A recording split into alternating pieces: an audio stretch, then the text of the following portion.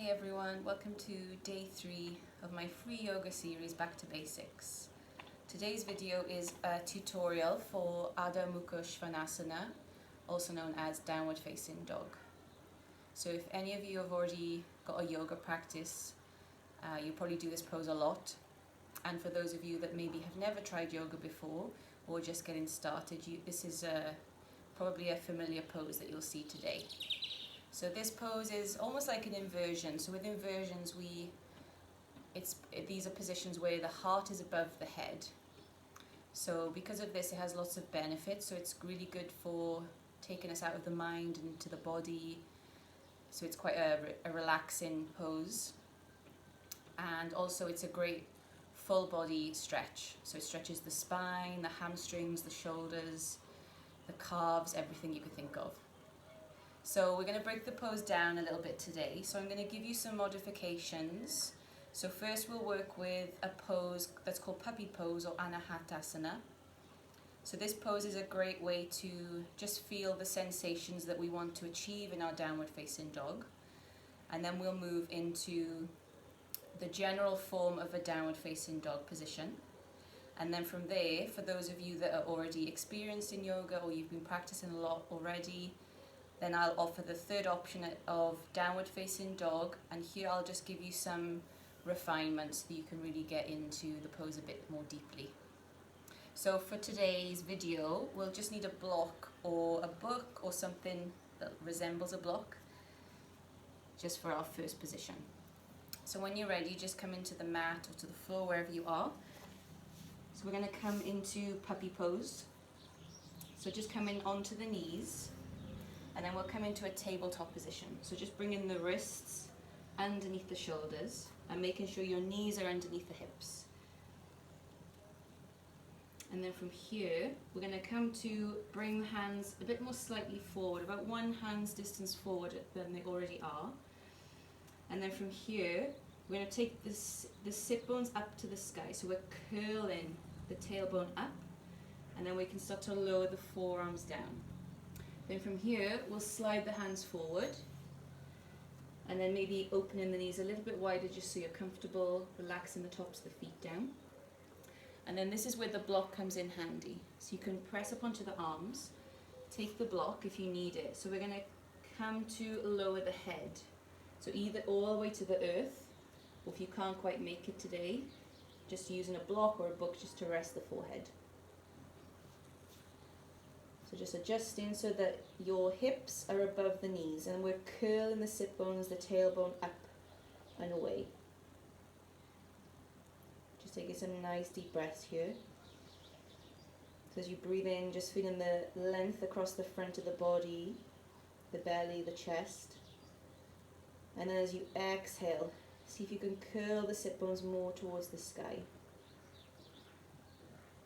And then we're just going to have a play here with some little refinements that we'll come to use in our downward facing dog. So as you breathe in, just gently drawing the lower ribs up and into the body. So you're super strong through the core. And then as you exhale, tilting the sit bones further to sky. So taking 3 more breaths like this. So breathing in, drawing the lower ribs in, shoulders back. And then exhaling, tilting the sit bones up to sky. So taking 1 more round like this, breathing in, lifting the lower ribs in and up. And then exhaling, tilting the pelvis, reaching your sit bones higher up to the sky. And then becoming aware of the fingers, making sure the finger pads are spreading, fingertips press into the mat. Just taking 1 or 2 more breaths here. Just finding a sense of ease in this pose. Just allowing the body to land. And then on your next breath in, if the head is on the block or the earth, just gently lifting the head forward. And then we'll come up onto the hands, so lifting the elbows up and then slowly coming back, drawing the hands. We'll just open the knees slightly, big toes together. And then you can press into the hands to invite the hips to come back, sit bones towards heels. So we'll come into a child's pose. So either staying lifted up here, shoulders drawing down, lifting through the chest. Or if you prefer, you can come down, reaching the arms forward, maybe bringing a block to the head, just to rest. And then just taking 3 breaths, wherever you are. So just allowing the pose to integrate itself into the muscles, into the body. And just reminding yourself to be gentle and to go at your own pace. Taking one more breath here.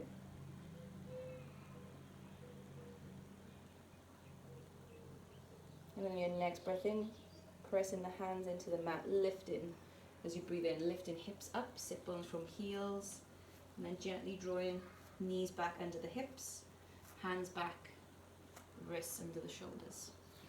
Maybe taking some movement here with the hips. Clicks are welcome. And then we're just removing the block out to one side if you use the block there.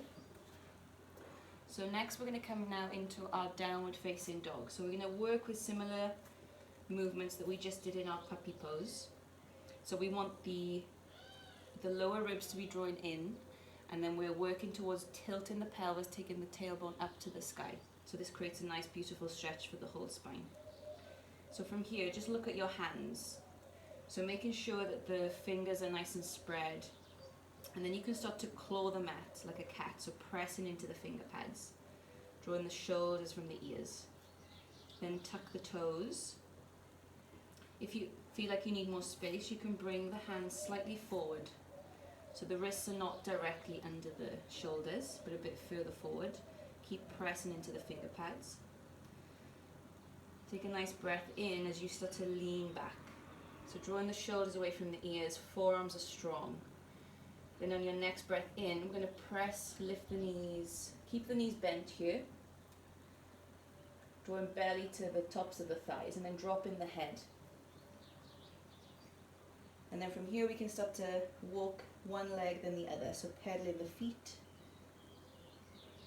So if you're new to downward facing dog, it's really nice to come in with some movement so that we don't get too tired, we don't overwork the shoulders.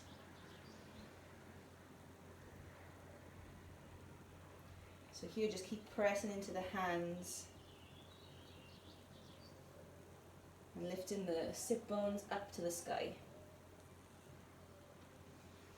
Take another 2 breaths, walking the legs, maybe pausing if it feels good. And then we'll just come to a still downward facing dog. So if you feel that the spine starts to round here, just start to bend the knees nice and generously, belly to thighs, and then start to stick the tailbone up, lifting the sit bones to the sky. So maybe here you can start to straighten the legs, heels come to the floor, but if they don't worry, you can keep the knees bent as much as you need. So taking one more breath, and then as you exhale, look slowly lower, one knee then the other, open the knees out nice and wide, and then coming back into child's pose. So maybe taking the block if you did earlier, and then just resting, taking 3 breaths.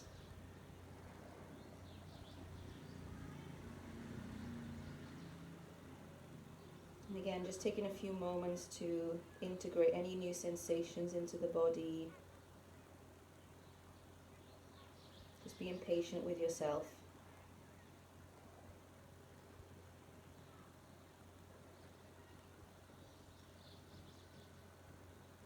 And taking one more breath here.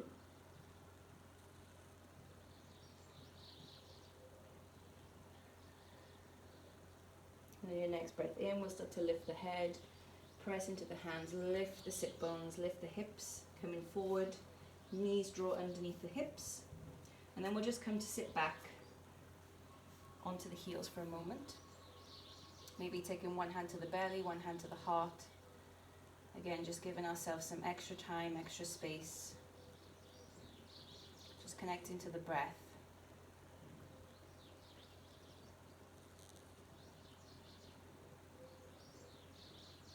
Noticing any sensations that arise in the body, in the mind, in the breath.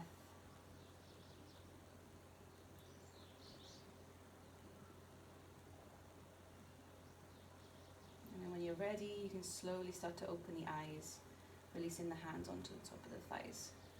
So if you're new to yoga, I'd suggest and invite you to work with these two poses that we just did. So working with puppy pose, just to refine those little movements of drawing the lower ribs in and lifting the tailbone, the sit bones up to the sky. And then from there moving on to our general form of downward facing dog. So bringing the hands forward and then lifting the knees, keeping the knees nice and bent just to allow the spine to really lengthen.